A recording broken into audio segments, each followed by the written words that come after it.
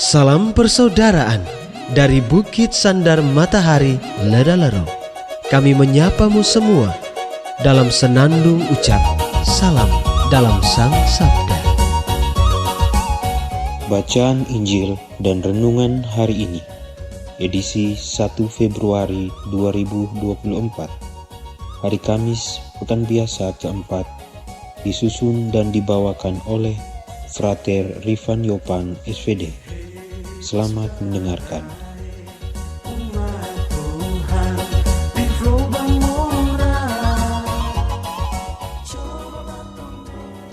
Bacaan diambil dari Injil Markus bab 6 ayat 7 sampai 13.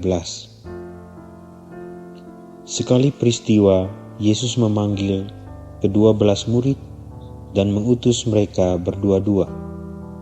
Ia memberi mereka kuasa atas roh-roh jahat dan berpesan kepada mereka supaya jangan membawa apa-apa dalam perjalanan kecuali tongkat.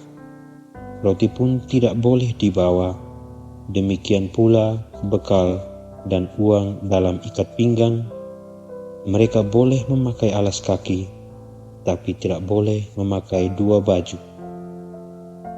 Kata Yesus selanjutnya kepada murid-murid itu, "Kalau di suatu tempat kamu sudah diterima dalam suatu rumah, tinggallah di situ sampai kamu berangkat dari tempat itu.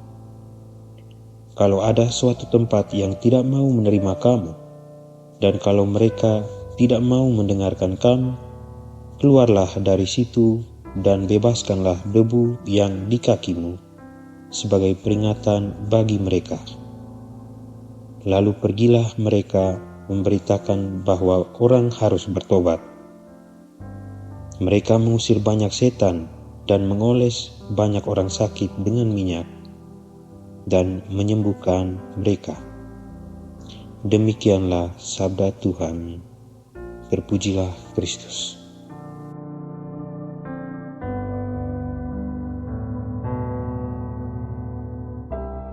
Sama saudara-saudari yang dikasihi Tuhan,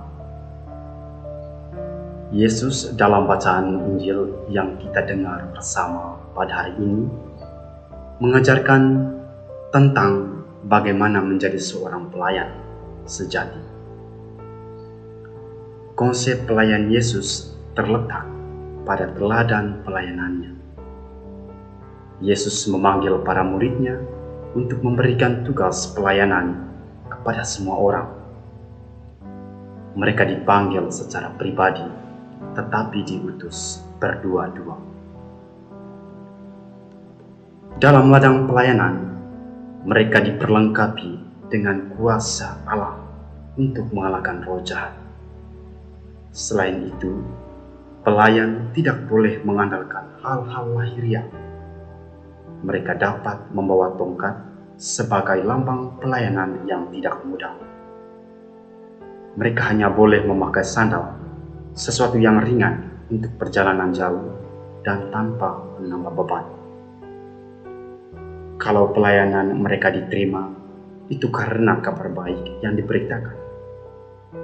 Kalaupun kondisi ladang pelayanan buruk, mereka harus bertahan sampai Tuhan perintahkan mereka untuk pergi.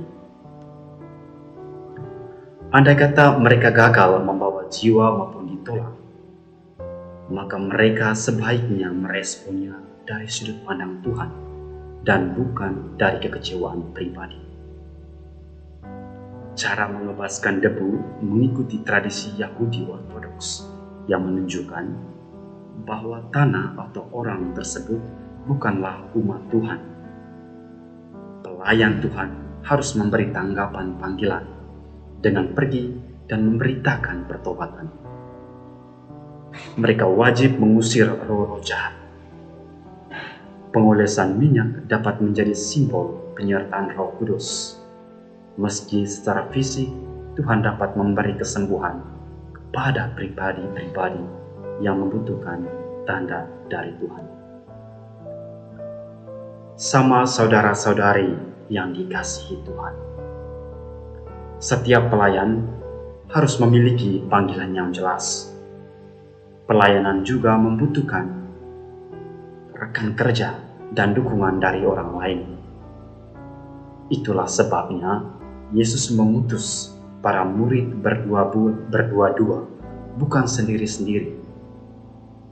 Kristus mengutus murid-murid berdua-dua.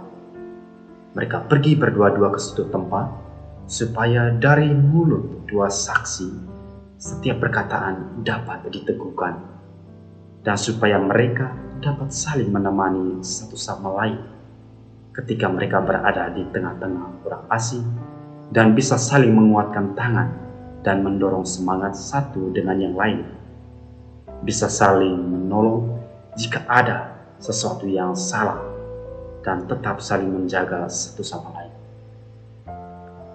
Dengan demikian, Kristus mengajarkan supaya saling berteman dan membantu satu sama lain, menganggap orang lain sebagai partner dan bukan musuh.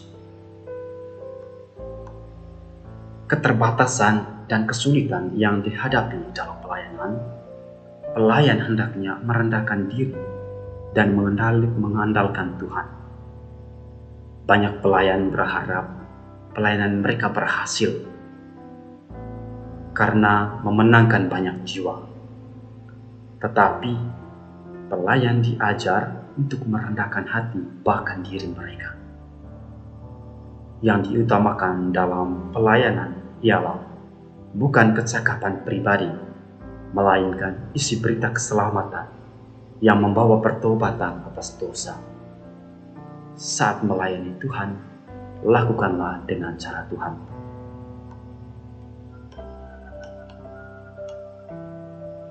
Sama saudara-saudari yang dikasihi Tuhan,